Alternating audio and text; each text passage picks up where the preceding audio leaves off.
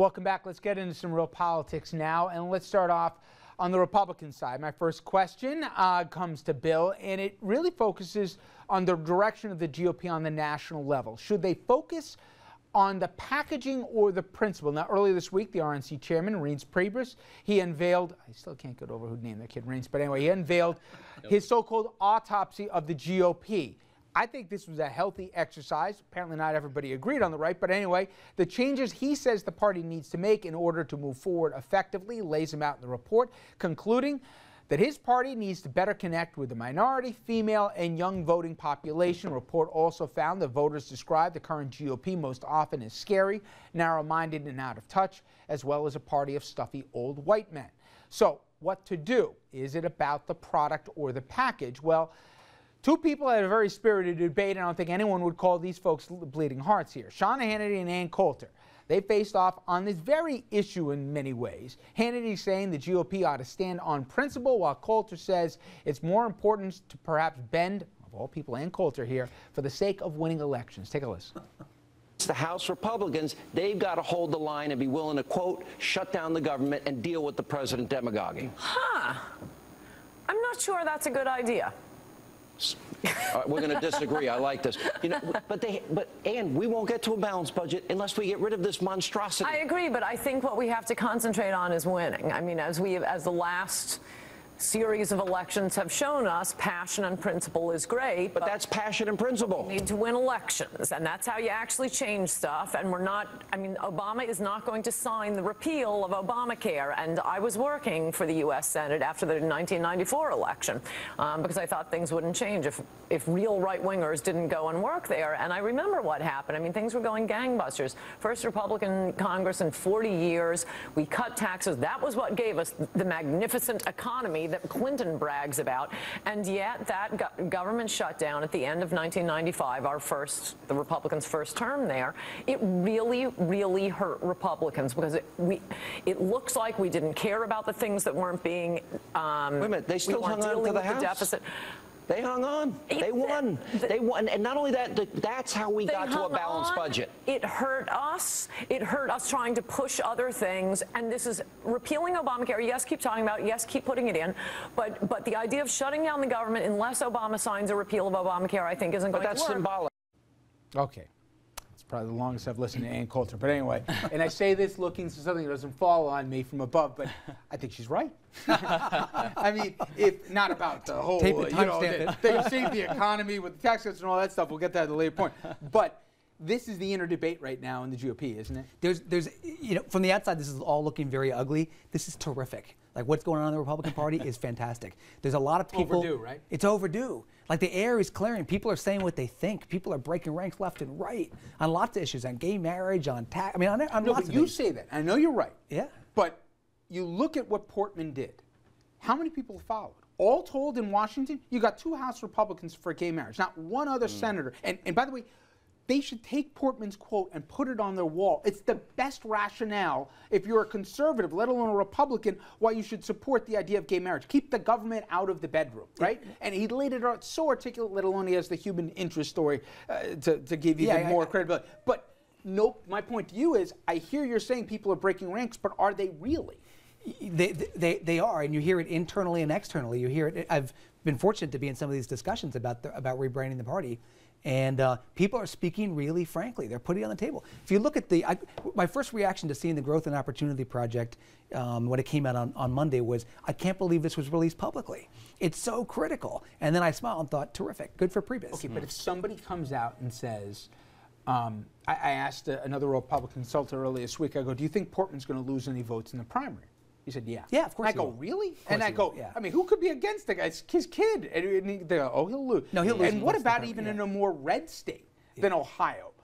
Could you lose if you come out and support him? Well, it happened in New York with a couple of state senators. Steve Salan, Steve Salan is a wonderful yep. guy, and he got a conservative primary and a third-party candidate that ended up costing him the race. Yeah. So yeah, it can happen. But what's happening is a lot of open discussion in the GOP, and again, it looks ugly from the outside, but it's really healthy. This needs to happen. But do you think it's just?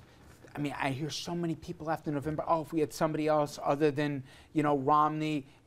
I was like, you guys are missing this. This isn't the messenger. You guys still, I mean, for crying out loud, and immigration, you should have got ahead of the president on this one and owned it yourself that the GOP. Yeah, I mean, but now you're going to be coming behind. He did, and look what he got. He got smacked by his own party. No, it's true. The I mean, Bush tried it with that, but the. I think it's still a really healthy process going forward. I think the Republicans are doing a lot of introspection.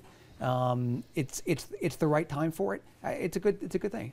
All right. Now, my question for you, my friend Evan, is on the subject of guns. And I, for the life of me, forget about on principle here. I sound like Sean Hannity. But even on the optics and the politics, I don't get what Harry Reid, more specifically, didn't do, and that was include as NRA gave permission for an up and down vote here. We have to check with them first. They gave it. We still won't seemingly get that on this. Now, following, when we talk about gun legislation, the information that came out that Harry Reid has stripped the assault weapons ban provision from the Democrats' gun control bill.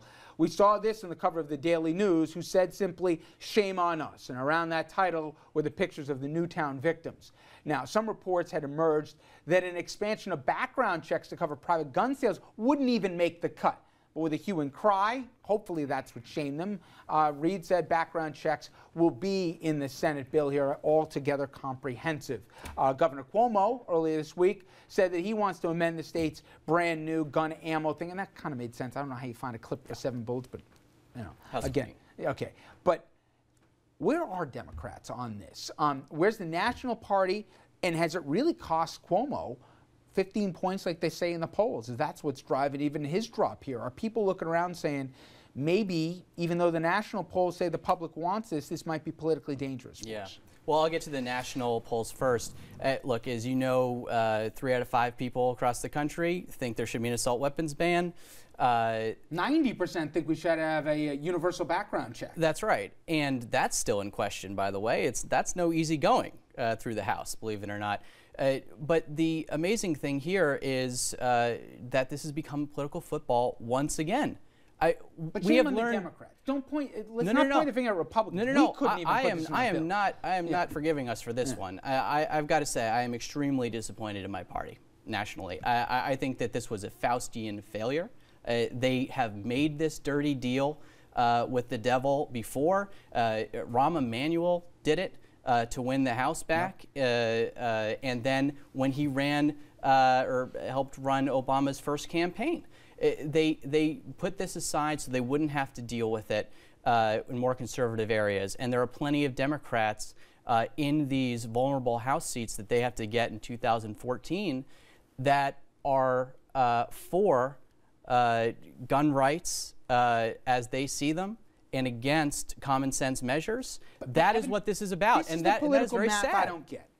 You know better than me to find 9 out of 10 Americans who agree anything's impossible, but they did on the background checks. Yeah. You mentioned the poll numbers on assault weapons. You got cops who are behind you on this. Yeah. You got mayors who are behind you on this. Let me tell you. You have even military leaders who are behind you on this. The optics of, we still have armor-piercing bullets that are illegal. Body armor can be sold publicly. Every picture, and then you have Newtown with children. No, how you can't double down on this? I don't get. Rich, so help me why. I don't get the why.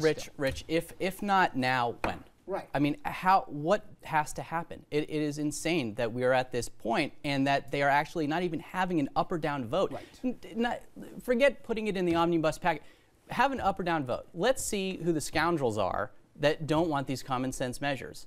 But look, it is politics, and in politics, sometimes you need to, lead. And believe it or not, it's not enough to just do what you think is going to get you the win every time. And we just talked about gay marriage. 5 years ago, who would have thought we'd be here on gay marriage? I think sometimes they underestimate the American public. That's right. And we saw that with gay marriage, and I think they'd see it here.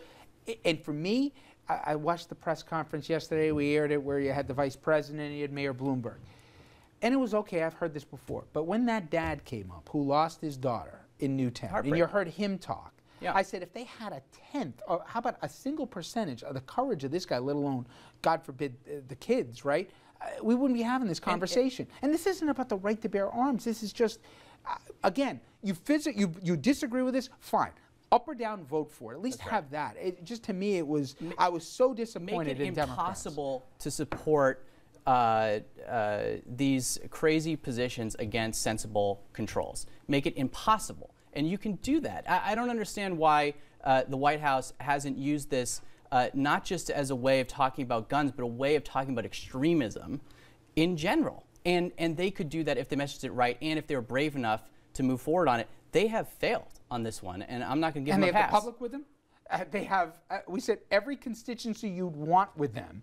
And somehow, some way, you have to cross your fingers that a rapist won't be able to buy a gun anymore that will do a background check for him. We got to hope that that won't happen after Newtown. It's crazy. I was gonna say, Governor Cuomo took a beating for forcing a bill through on this really quickly. And he might have overstepped a little bit. He may have, and it was a flawed bill, and he backed up this week on it a little bit.